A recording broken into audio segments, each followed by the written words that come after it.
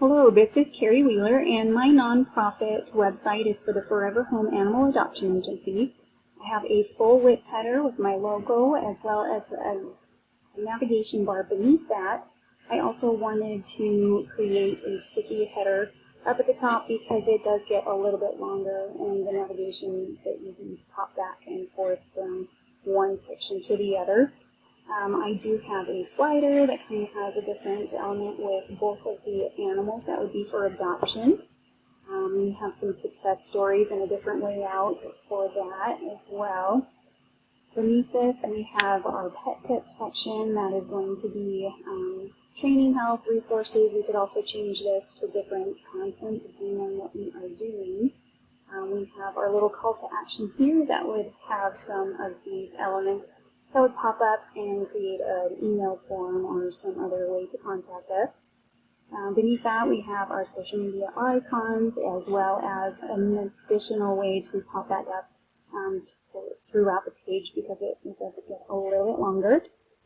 If we come to our mobile page,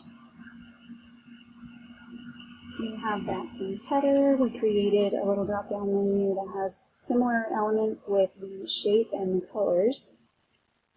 Everything kind of lines up throughout the page. We did change the layout here to make it more mobile friendly and from the horizontal to the vertical. We also have that down here as well. We changed a couple elements before. Because of the layout, we had to move some up instead of down side by side. So we did that here.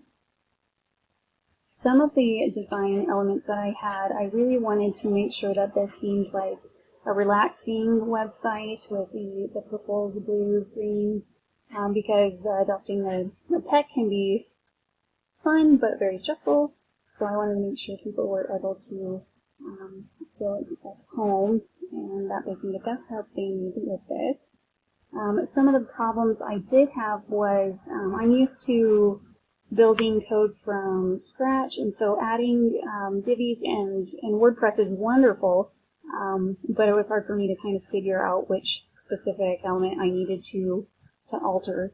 I also thought that it was a bit interesting. Some of my elements are not specific to Divi, and so creating very custom designs is a little bit different for me. There's some things that I just could not do, which I would love to go back and try to fix those once the semester is over.